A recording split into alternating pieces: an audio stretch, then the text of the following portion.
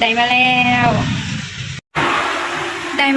ทุกคนเงิน YouTube ก่อนทำอิฐของน้อยมือนี้เงิน YouTube เข้าหน่อยกันเลยว่ามาถอนเงินซึ่งว่าจำนวนเงินที่เราได้กะได้2 ล้านปลายหรือว่าประมาณ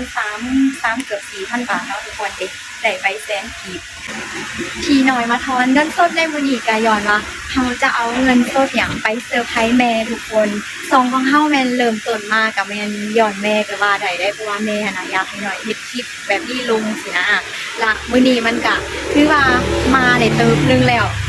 สามารถเปิดสร้างรายได้แล้วก็มีรายได้เข้ามาเดือนทำพิจารณาหน่อยก็เลยอยากเอาเงินนี้นะไปเซอร์ไพรส์แม่ซึ่งว่าแม่ยังบ่ฮู้ทั้งว่าเงินก่อนนี้มันจะหน่อยสำหรับคนอื่น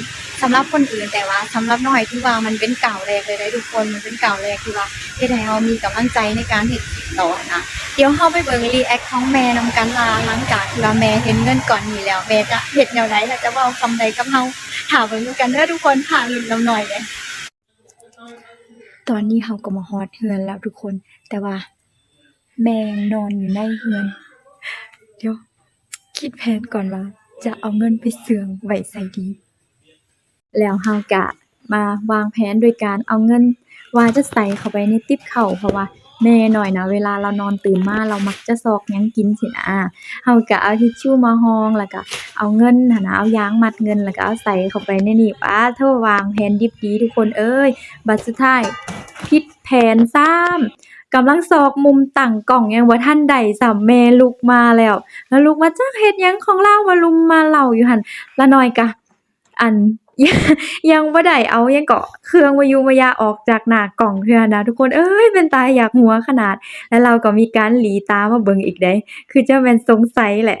ล่ะเพิ่นก็ยังบ่ยอมไปไสย่างเข้าย่างออกเฮ็ดหงุดหงิดเฮ็ดคือเครียดหยังอยู่นี่แหละโอ๊ยจะเกิดอยู่บ่น้อแผนมื้อนี้นี่นะ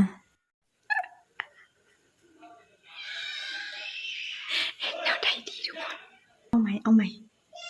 แล้วนางก็ยังคงย่างเข้าย่างออกอยู่นี่แหละย่างเข้าย่างออกเป็นแล้วสุดท้ายแม่ก็บ่ได้ออกมาอีกเลยนอนเบิ่งโทรทัศน์อยู่ในห้องพู้นน้อยก็เลยว่าจำเป็นต้องใช้แผนสุดท้ายโดยการว่าเอิ้นเราออกมาเลยแม่แม่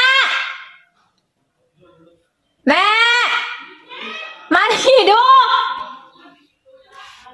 ไว้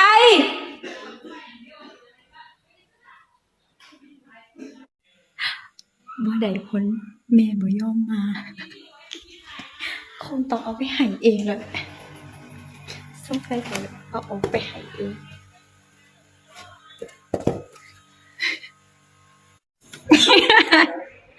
ไปถ่ายออกมาจะเอาเงินไหน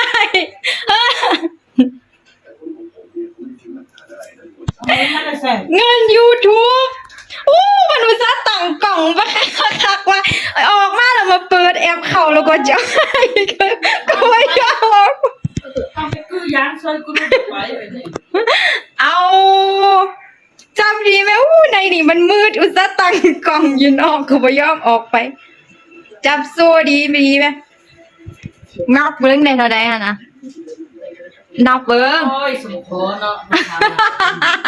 ส่วนไปเก็บยางช่วยแม่ก็บอกไปเป็นว่าเป็นเฮ็ดสร้าง YouTube ได้เงินก้อนแรกก็มาให้แม่ละจ้ะ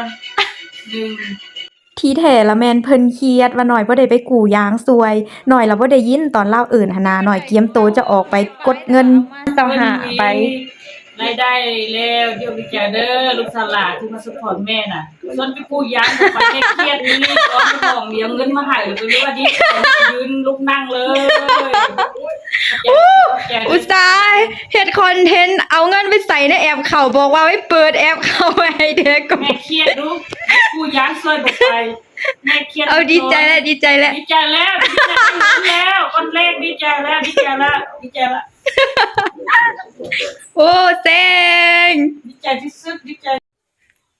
นั่นแหละทุกคนว่าจะเฮ็ดคลิปเซอร์ไพรส์แม่ค่ะว่าซั่นสุดท้ายแม่เซอร์ไพรส์กับแม่บ่ลิ้นนำแต่ก็ถือว่าได้เอาให้แม่แล้วเดือนต่อๆไปขอให้ได้หลายกว่านี้เด้อแล้วก็ขอบใจทุกคนที่ว่าเข้ามาชมคลิปหน่อยเด้อต่อไปนี้หน่อยก็จะพยายามเฮ็ดคลิปออกมาหลายๆล่ะไผอยากให้หน่อยเฮ็ดคลิปแนวใดก็สามารถคอมเมนต์ไว้ได้เด้อ หรือว่าไผอยู่ลาวถ้าอยากรู้รายละเอียดเกี่ยวกับการสร้างช่องยูทูบแล้วก็การเปิดสร้างรายได้วิธีเฮ็ดคลิปเพื่อที่ว่าจะผ่านกดสร้างรายได้ก็สามารถคอมเมนต์ไว้เด้ออันใดที่ว่าหน่อยสามารถแนะนำได้หน่อยก็จะมาแนะนำมื้อนี้ไปแล้วบ๊ายบาย